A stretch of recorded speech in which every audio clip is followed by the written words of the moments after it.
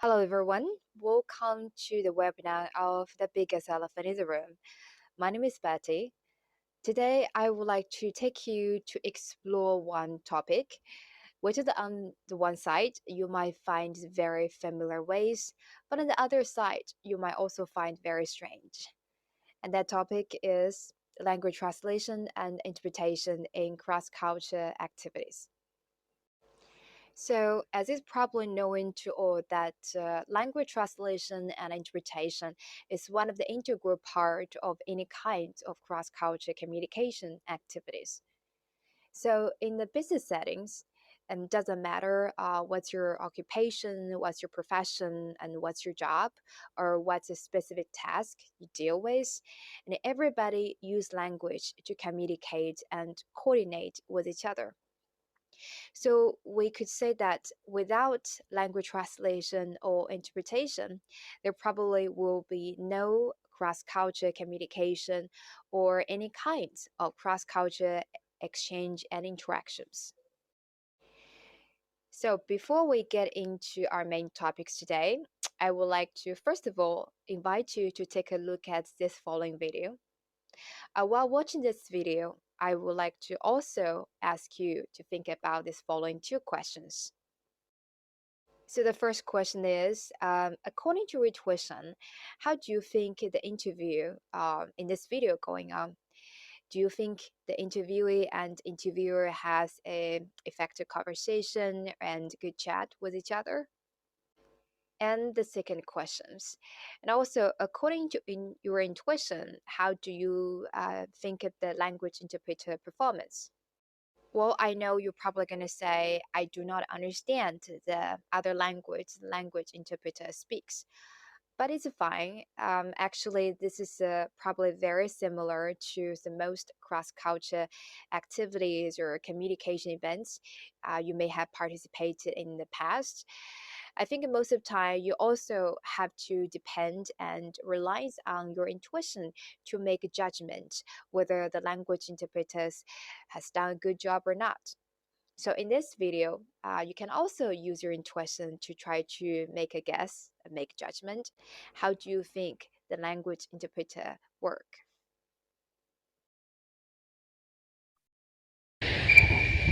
So, Eiffel Kahara in absolutely top class form. You are through to the semi-finals of the women's singles event here in Seoul, and that's your second 4-0 win, a 4-0 victory over Shen Yanfei. Yesterday, you beat Sun Bei 4-0. Now, how much confidence did that give you for today's match? 今天你特别准备了这个比赛，为什么？因为沈燕飞最近状态也是挺好，他状态挺好，他拿了好几个冠军，所以我特别想赢他。She says that she was very ready for this match and she was very excited to play in this tournament, so she came prepared. Well, she was certainly very, very well prepared. 2 4-0 wins is... and any improvement in particular? You are just older, more wiser, more clever than 2 years ago? 在现在你更聪明，2008年到在今年，为什么你不一样的，对不对？不一样，对不对？现在你更聪明，更准备。什么时候你的上面水？为什么？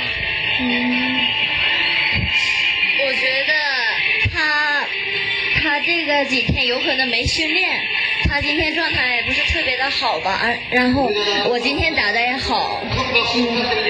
Her opponent, she played very well, and she was very excited for the outcome of a 4-0.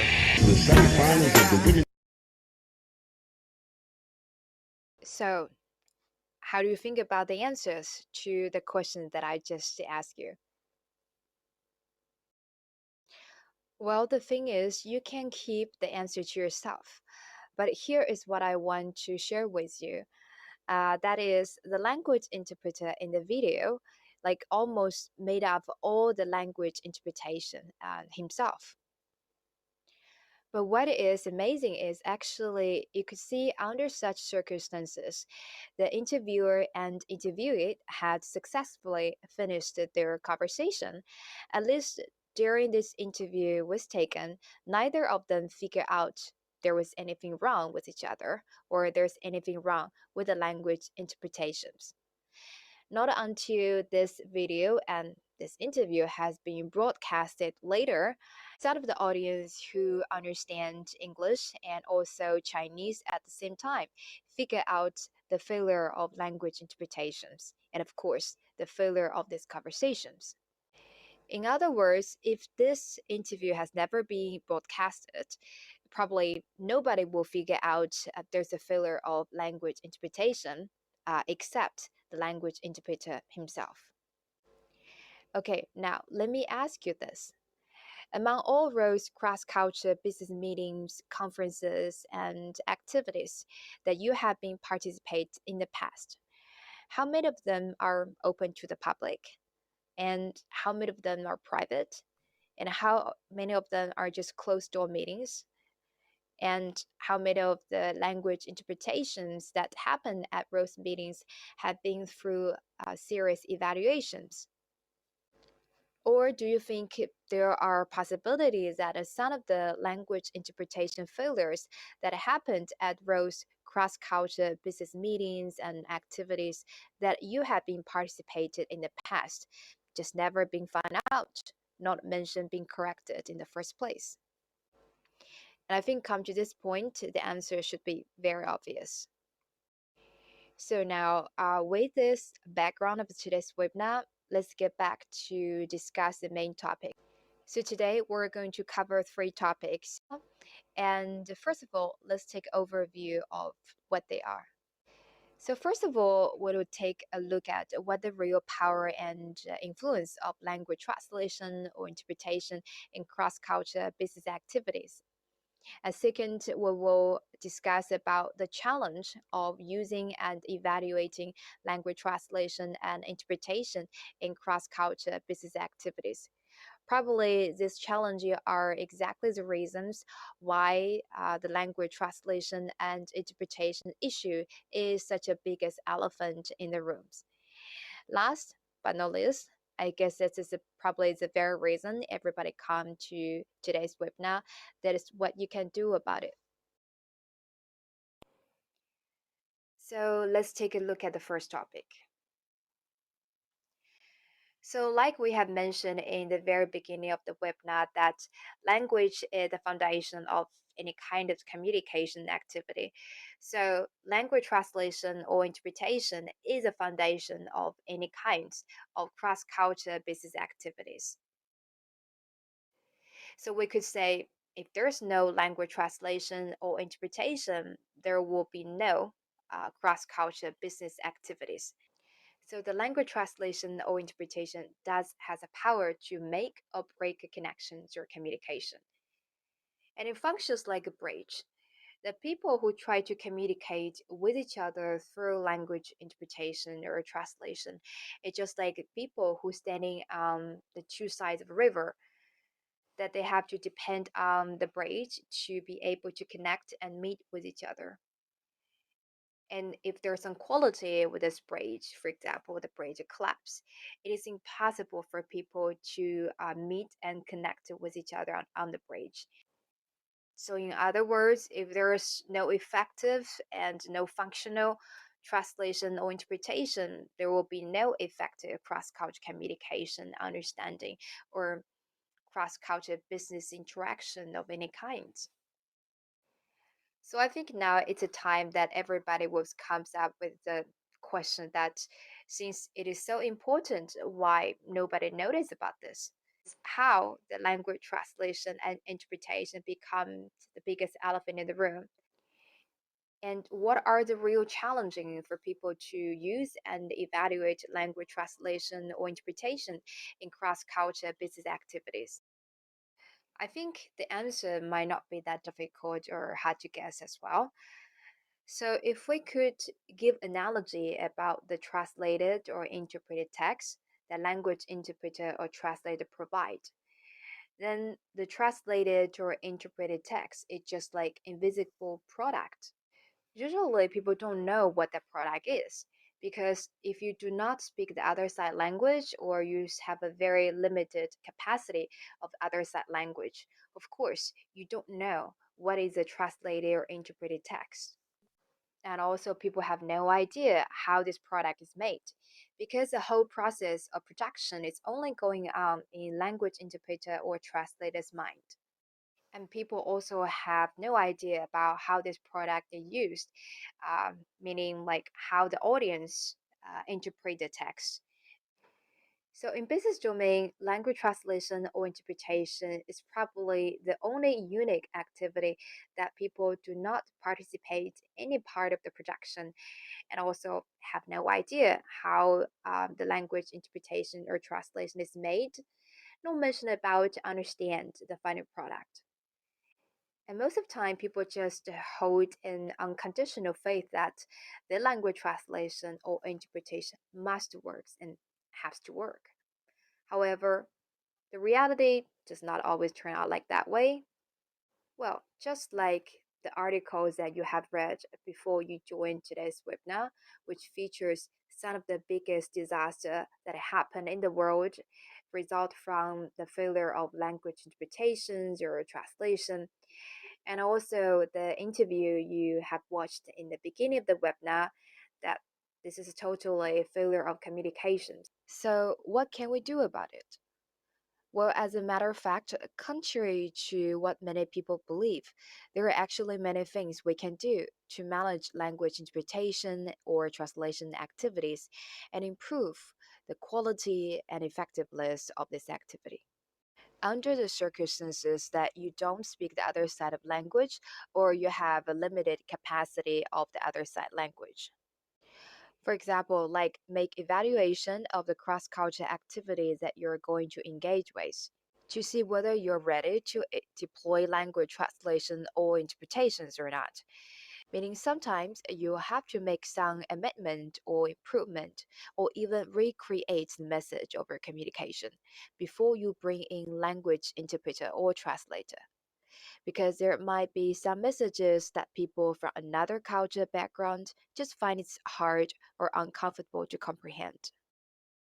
Or use more effective way to choose the right language translator or interpreter for the task.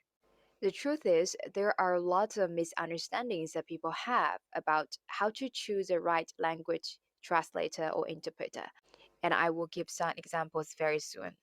And also have some better preparation before the event, especially you're the message sender, for example, speaker or writer. It might sound strange to some of you, but actually, as a message sender, you can do your part of preparing work to support language interpreter or translator to have a better performance at their work. And also have a better collaboration with language interpreters or translators at the cross-culture activities are also important. As you might also have noticed that the whole activity of language interpretations or translation is just like a teamwork. So, as a message sender, you actually can do something to support your team members to have a better performance at their work. Last but not least, of course, what you can do also include about conducting better evaluation of the effectiveness of the language translation or interpretation and making amendment or changes if necessary. And due to the constraint of the time today, I won't be able to elaborate all those topics one by one, but you will learn these topics in details and step by step if you join our training programs coming soon. But as a start, I would like to introduce the two misunderstandings people usually have when selecting language translator or interpreter.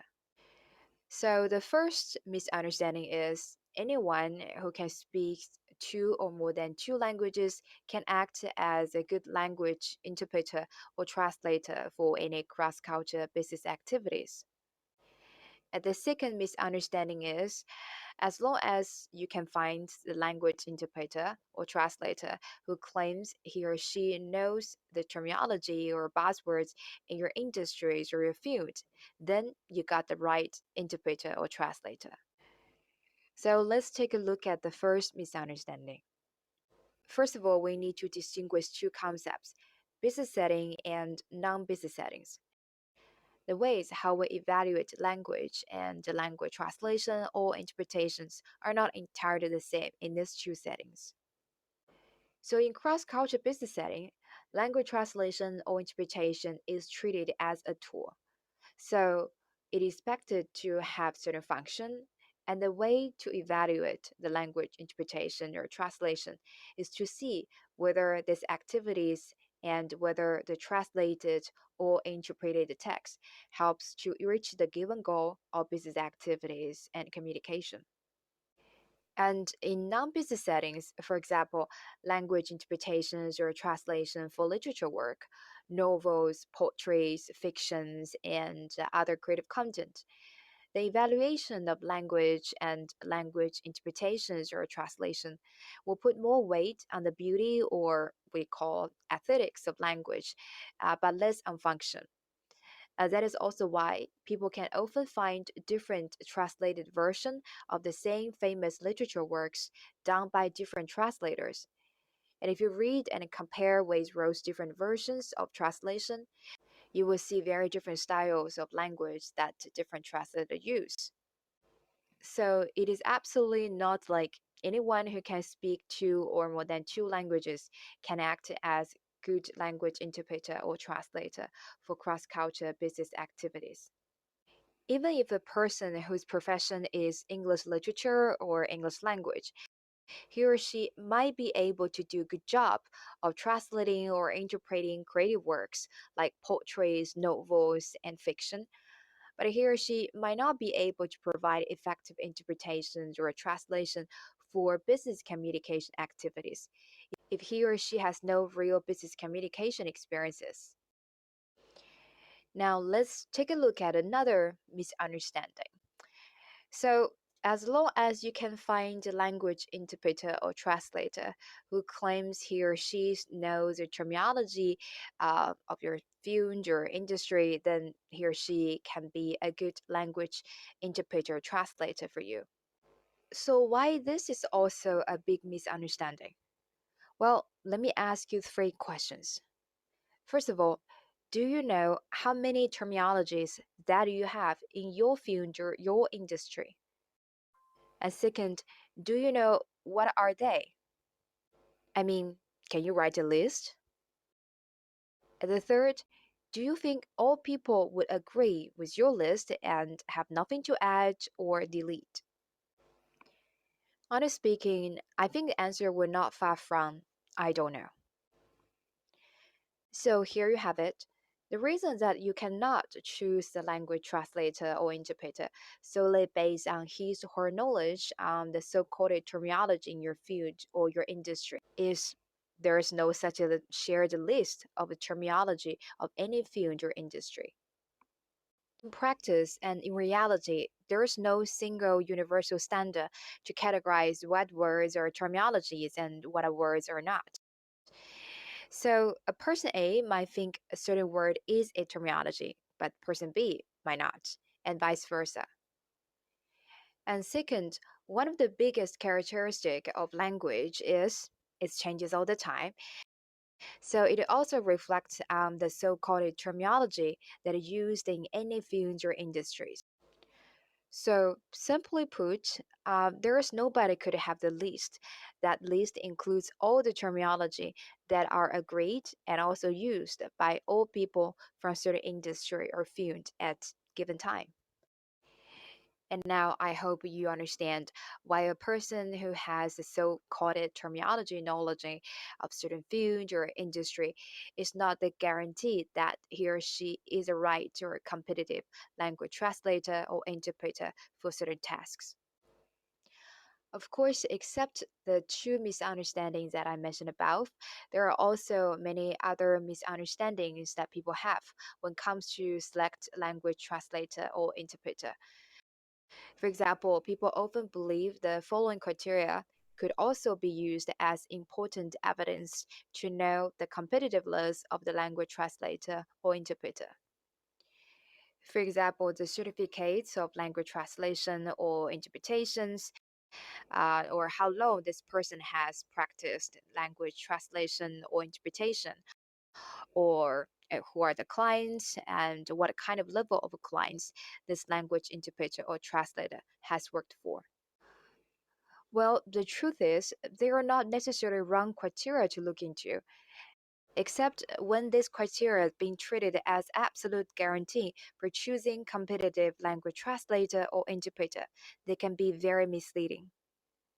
Remember the article you have read before joining today's webinar?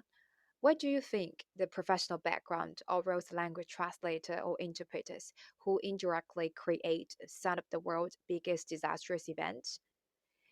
And also, as a matter of fact, the major challenge to select competitive language translator or interpreter for most people is similar to what I mentioned earlier about managing and evaluating the language translation or interpretation. And that is, people don't speak the other side language or has limited capacity of the other side language. So does it mean there really is no other way to make the selection more effective? Of course not. In our following training program, I will share with you more technical details and also with case studies.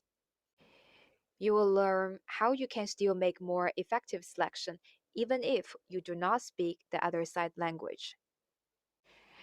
Okay, so this is today our short webinar. I hope I will see some of you in the coming training. But if you're too busy to come, then make sure you do give a thought on those topics that I have mentioned previously.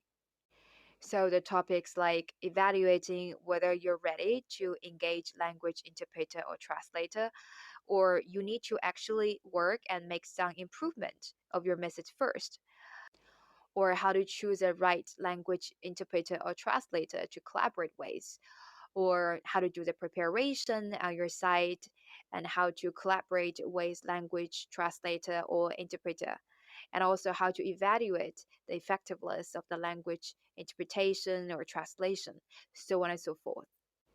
Well, if you do not know how to approach those topics or have wrong approaches to those topics, you will expect very troubles when deploying language translation or interpretation to support your cross-culture communication and any other business activities.